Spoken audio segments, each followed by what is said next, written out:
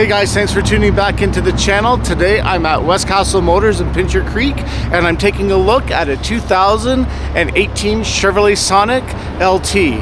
It's going to be one of the cars I'm considering for my Spark replacement since I'm no longer getting the Spark. I'm going to be taking a look at two vehicles today, and the first one is the 2018 Chevrolet Sonic. It's actually my first choice, but it doesn't mean it's going to be the final choice. So we'll take the two trucks, the Trax and the Sonic, out for a test drive. But let's first of all, let's kick the tires on the Trax.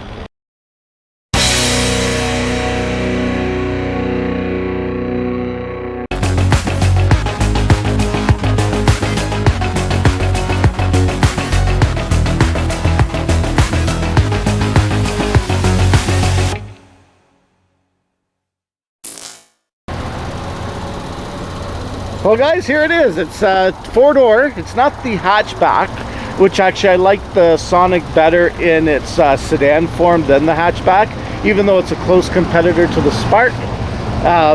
This car here is, equipped with the LT package, so you're going to get a lot of content for your money with heated seats, air conditioning, cruise control. It's really a nice looking. It's got like a Mercedes rear tail lights. I do like that style. Again, being a sedan, we're seeing that the market has shifted from this style of vehicle to the SUVs and CUVs, and so I don't know if that's where I'm going to actually go with it.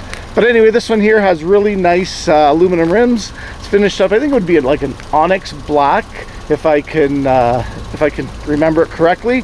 And it already has winter tires on it, so that'll save me a little bit in the price point. Of course, in the springtime, I will have to upgrade to a set of summer tires or all-season tires and everything else. But it's got some nice bright work to it.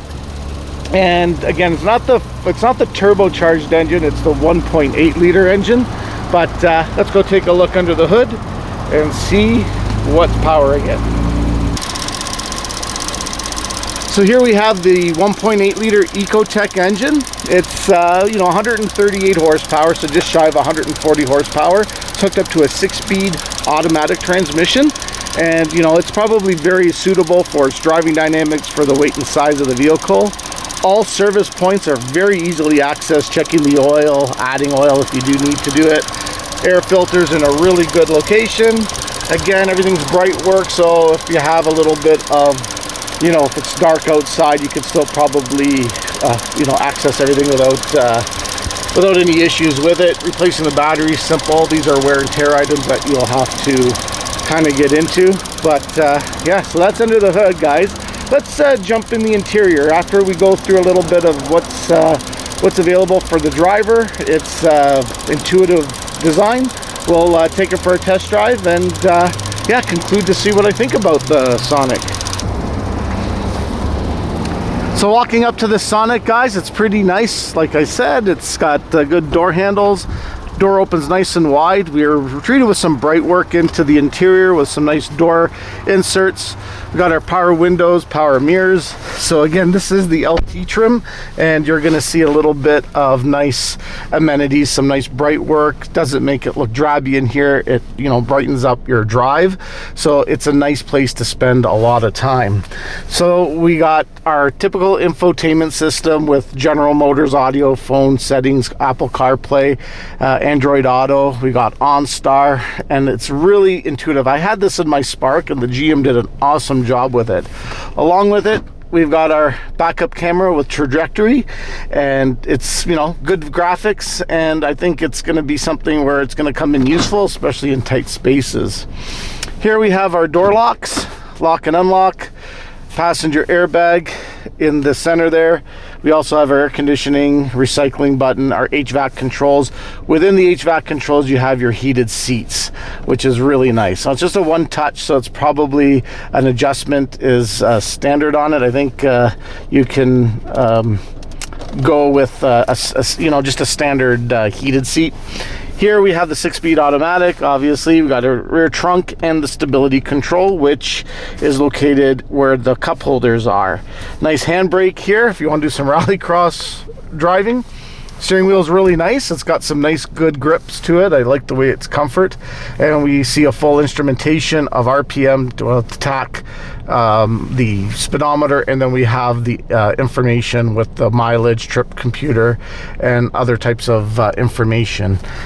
Obviously, standard controls. We got cruise control, your intermittent wipers, your not heated steering wheel, but we have our steering wheel phone controls, and again the cruise control buttons. So looking at this vehicle, I feel very comfortable in it. It's got door locks here as well. That one, I'm not sure why they put 2 on there. Got our headlight switch with our dimmer, and in the back seat she's looking pretty good. Again, the driver's side does have an armrest. Unfortunately for the passenger, they do not get one, but again, it's just myself here, and we'll go from there. Put it in gear, and let's take off. We're gonna do a little bit of point of view driving and see what you feel like. So this is the first time I'm setting sail in a Chevrolet Sonic LT. The weather's a bit chilly outside, and let's see if that guy's gonna go, and I think I can go. There, we're perfect.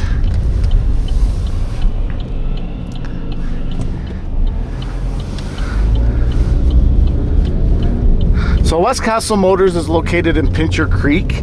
They have the General Motors dealer, and they also have the Ford dealer in Pincher Creek. Right now inventory is low because of the microchip shortage and everything else, so that unfortunately doesn't give you a lot of choices when it comes to vehicles. So unfortunately, if you're looking for something specific,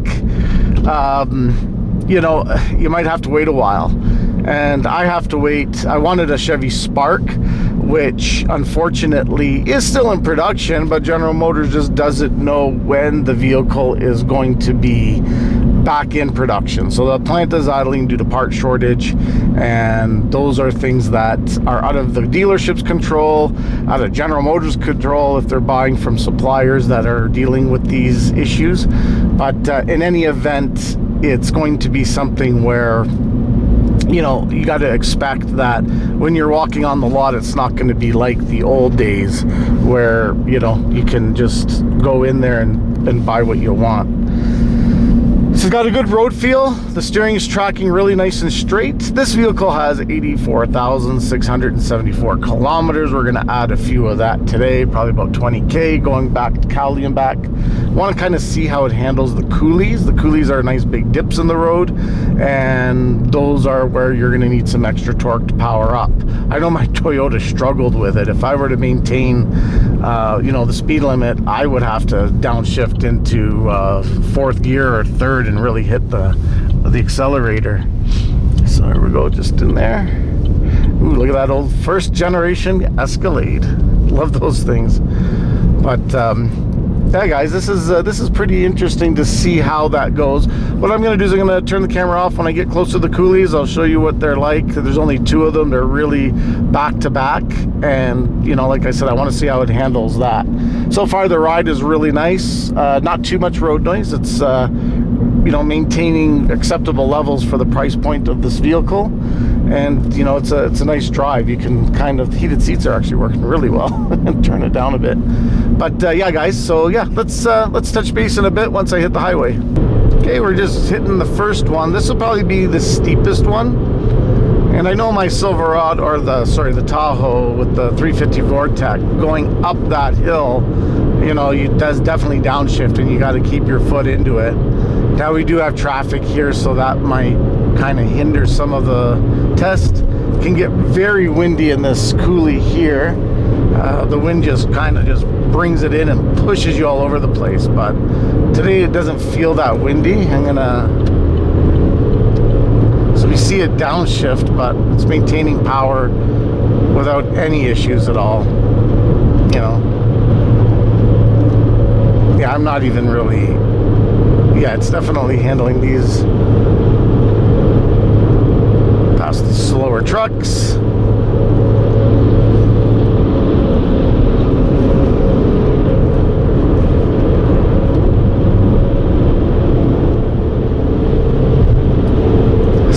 headed to Cali. It's a 10-minute drive from Cali to Pincher Creek. My commute is all the way heading west towards the BC border, and that there's going to be about a half an hour drive, a little bit more. Of course, in the wintertime with the bad weather, it's going to take a lot more. So again, this is where the CUV might be the better choice in inclement weather, and there's a lot of exploring up there to do. You know, in the CUV, it's not a hardcore off-roader by any stretch, but you can really go down the beaten path more so than in a car. But right now I'm just looking for transportation and something for the channel to demonstrate my winter driving techniques. So, well guys, let's bring it back to the dealership and we'll do a wrap-up and what my thoughts are on this car, the 2018 Chevrolet Sonic LT.